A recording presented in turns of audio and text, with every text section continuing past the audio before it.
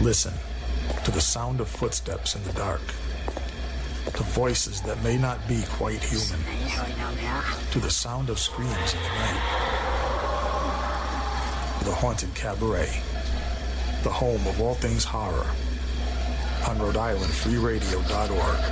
with your host, George Garner. The Haunted Cabaret starts now.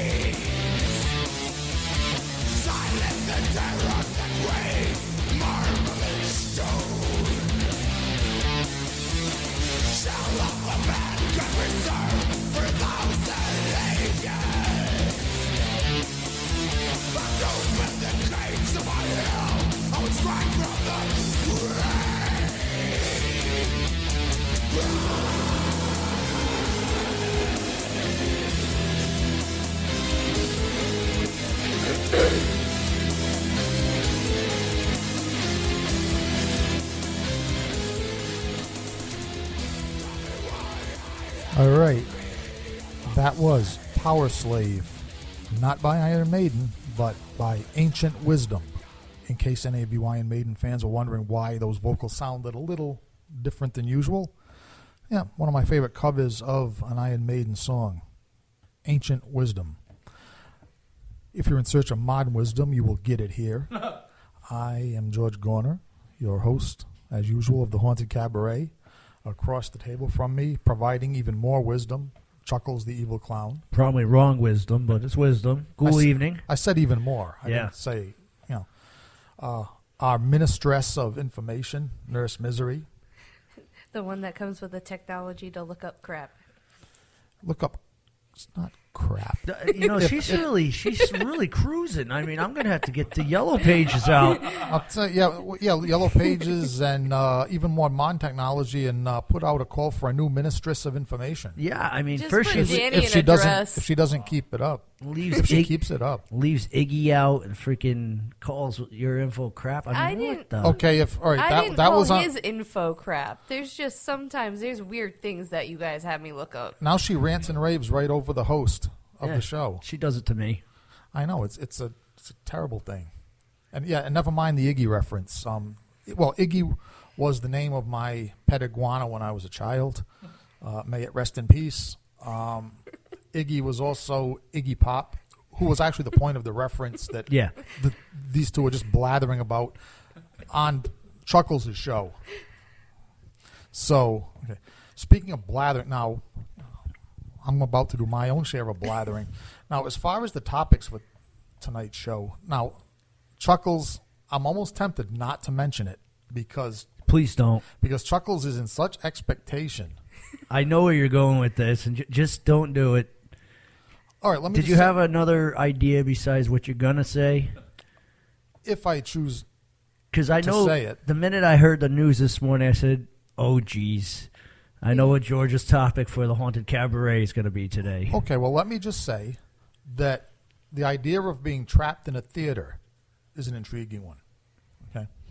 Because when I first heard the news about the subject of which Chuckles doesn't want to hear any more about, and I actually, frankly, I really don't want to either because it's all over the news. It's all over every place.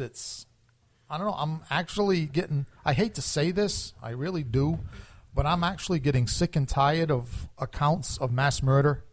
As I never thought I would say that. Wow. I mean, I'm a person that, sat and watched hours of the war in Iraq, as long as those bombs are falling. I was watching my TV, But yeah, I mean, I'm actually... You've had your fill. Well, temporarily. All right. The next one, don't worry, I'll be, attentively watching again. Okay. But the idea of being trapped in a theater, now, when I first heard the news, ISIS attacks theater in Paris, the first thing I thought of was a movie theater, not a concert. Because what I thought of, I flashed back to this horror novel from the 1980s called The Drive-In. And what this was about was aliens invaded Earth, and for their own entertainment, to shoot their own B-movie horror picture, they surrounded this drive-in movie on a Saturday night with an unbreakable black force field. In other words, making the drive-in and the audience a self-contained area so that you couldn't get in, couldn't get out.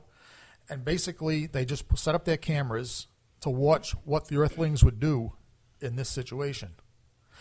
And that was the first thing when I heard, took people in a theater hostage.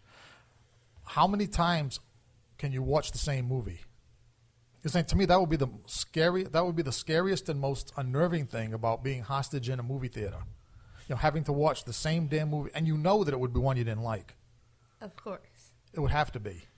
Although in the and by the way, the novel, the 80s horror novel, was The Drive-In, written by a fella named Joe R. Lansdale, who was really good at the splatterpunk type of horror stories that were popular back in the 80s.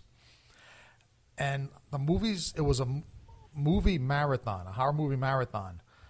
Chainsaw Massacre, Night of the Living Dead, Toolbox Murders, And actually, the terrifying thing is that I remember this from a book I read back in the 1980s. I remember the names of the movies in the story. I'm not sure what that says about me. Probably something bad to most people, good to me. And the aliens just set up the cameras, and they just videotaped the actions of the drive-in watching public, over the course of a few weeks. And they ran the movies continually. Ugh. Yeah. And at least there was more than one. At least there was more than one. But after Yeah. Yeah. Oh. And that struck me as a very subtle form of torture. Yes. Especially when you start off with movies that are really good, and then you grow to hate them. Yeah. So that's when I first heard theater, I thought, okay, these people were held hostage in a theater, and forced to watch the same, probably girly movie. That would be my luck if I was held hostage in a theater. Of course, these people weren't held hostage for ransom. They were just blown up eventually.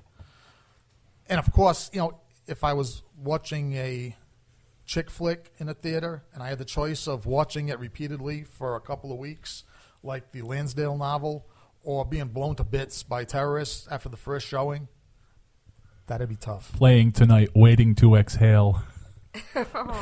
Press the button. Set off the explosives. How Stella got her groove back. Ooh. Have you sat down through these marathons, Mr. Jones? Let's just say that in my household, a little disgusting invention called the Lifetime channel plays quite a bit, and they have already begun their holiday movies. Oh my! Awful. Dear, awful. heavens! Don't you do it? Aren't you happy I don't watch that garbage? Yeah. The Lifetime channel, home of the Disease of the Week film. The Coming relationship close next fad is of the Hallmark. week. Huh? Hallmark Channel is probably the next thing close to that. Oh, that's the next one. Yeah. It's just the relationship, the fractured relationship channel, right? Yeah, my boyfriend wants to become a woman. Have they done that yet on there? I'm sure they have. I don't know. I'm just going to go with yes. Yeah, because it used to be just, my boyfriend or girlfriend turned out to be gay, but now I think they're taking it a step beyond. It used to be he doesn't love me. Now it's, he loves that guy. Oh, wait, now he's a she. So, who knows? Anything that they can whine about that didn't succeed in their favor. Yes, if there is a special corner of hell, to torture moviegoers. It's the Yes. Lifetime channel. Yes, Roman Polanski, if he ends up paying in the afterlife for raping that 14-year-old girl, he is going to be seated in that corner of hell, faced with a big screen, a big IMAX screen. Imagine in Hallmark, 3D. Hallmark's films, Lifetime channel in IMAX. Wow, that's evil. It is. Actually, I think I'll shut my mouth because somebody might hear that. That's amazing torture. Yeah, but somebody might actually take that idea and run with it.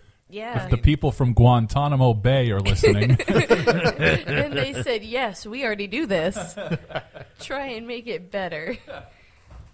Yeah, I'll tell you, we are the home of all things horror, but I'm not sure if we really want to go any further with the Lifetime and Hallmark cable channels. No.